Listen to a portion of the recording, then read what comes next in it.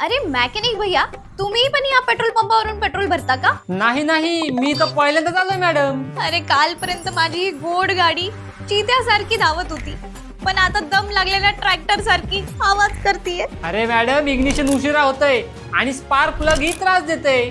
अयो, मी या गाडीची स्वतःपेक्षा जास्त काळजी घेते भैया. मॅडम, तुमच्या गाडीला कोणीतरी विष दिलंय वाटतं. अरे पण ते तर सांगतात की मीटर तपासा, 100% बरोबर आहे, तेव्हा तर सगळं बरोबर असतं. अरे मॅडम, खरी समस्या मीटर मध्ये नाही तर निकृष्ट दर्जाच्या पेट्रोल मध्ये आहे. मॅडम, हा डेन्सिटीचा कॉलम बघा, इथे 705 किलोग्रॅम पर क्युबिक मीटर दाखवत आहे.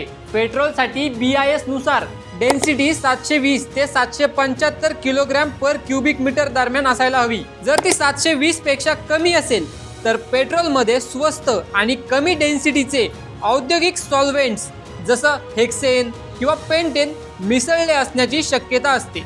आणि डिझेलसाठी डेन्सिटी 820 ते 860 किलोग्रॅम पर क्युबिक मीटर असायला हवी. जर ते 820 पेक्षा कमी असेल तर त्यामध्ये स्वस्त केरोसिन मिसळण्याची शक्यता असते. आणि मॅडम, 1915 या क्रमांकावर नॅशनल कन्झ्युमर हेल्पलाईनला कॉल करा आणि तुमची तक्रार नोंदवा. आणि तुम्ही देखील अशी महत्त्वाची माहिती मिस करू नका आणि आताच बॉसवाला मराठीला सबस्क्राईब करा.